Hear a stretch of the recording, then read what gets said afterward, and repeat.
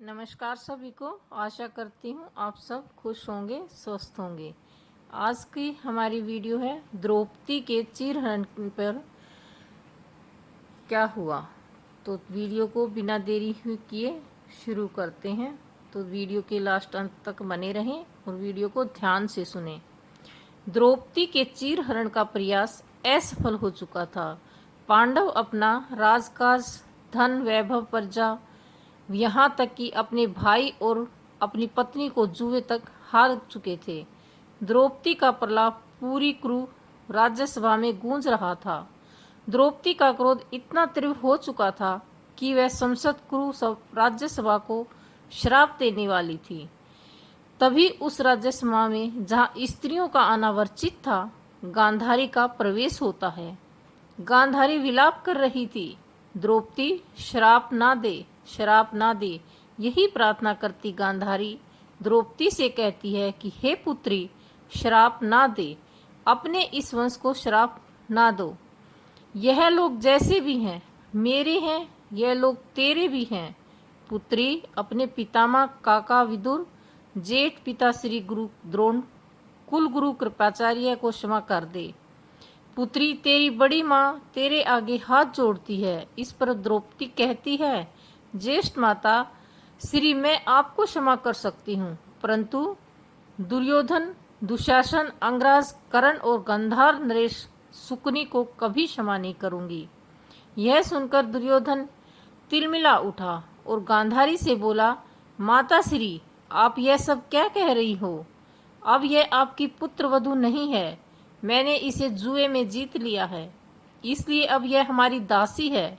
इस पर गांधारी क्रोधित स्वर में दुर्योधन से कहती है, मूर्ख दुर्योधन, ये सब करते हुए तुझे लज्जा नहीं आई?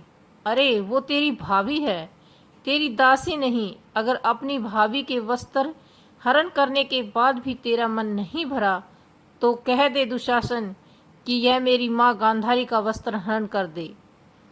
चुप क्यों है पापी? आदेश दे अपने भाई को, भ्राता सुकनी से कहिए ना अपने प्रिय भांजे से कि यह वह अपनी माँ का एक आक वस्त्र उतार कर इस कुरु राज्यसभा में निवस्त्र कर दे।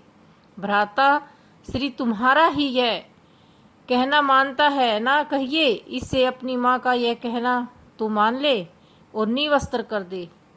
मुझे इस पर कुरु राज्यसभा में, अरे नीच, तेरे जन्म पर विदुर जी ने ठीक ही कहा था कि तुझे मार देने से ही हस्तिनापुर की भलाई है, लेकिन पुत्र मोह में आकर हमने उनका कहा नहीं माना। हमने उस दिन विदुर जी का कहना मान लिया होता तो मेरे कारण यह वंश में तू अपमानित ना हुआ होता।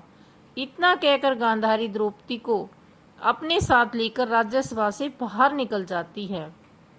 कौरवों की सभा में द्रौपदी चीरहरण ने महाभारत युद्ध की नींव रखी। भयंकर युद्ध हुआ जिसमें कौरव पक्ष के सभी योद्धा जो चीरहरण में दोषी थे वह भी, और वह जो नहीं थे वह भी वीर गति को प्राप्त हुए।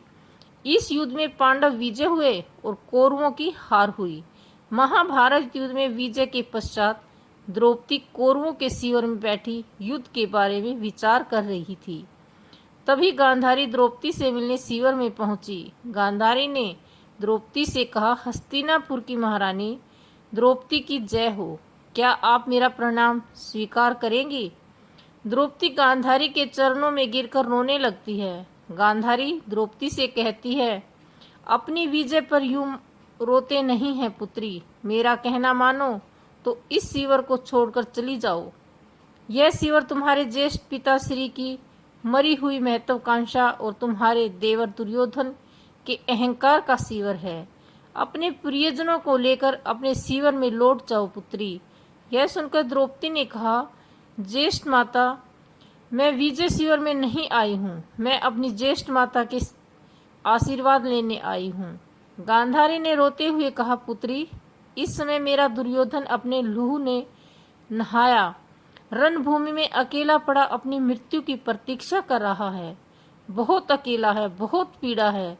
हे पुत्री, दुर्योधन की पीड़ा देखकर मेरा हृदय शून्य हो गया है। इस समय तुम्हें देने के लिए ना तो मेरे पास कोई आशीर्वाद है और ना ही कोई श्राप। और हे महारानी द्रौपदी, आज यहाँ तुमसे कुछ मांगने जरूर आई हूँ कि कुल वधू है पुत्री, यदि संभव हो तो मेरे पुत्र दुर्योधन और दुशासन को माफ कर दे, उन्हें अपनी घृणा से मुक्त कर दे। पुत्री, चाहे वो अपने अपमान के बदले में मेरा अपमान कर ले, पर मेरे पुत्र दुर्योधन को क्षमा कर दे। पुत्री, क्षमा कर दे। यह छोटा सा संवाद हमें बहुत कुछ सिखाता है कि एक माँ अपने पुत्र के लिए किसी भी हद तक गुजर सकती है।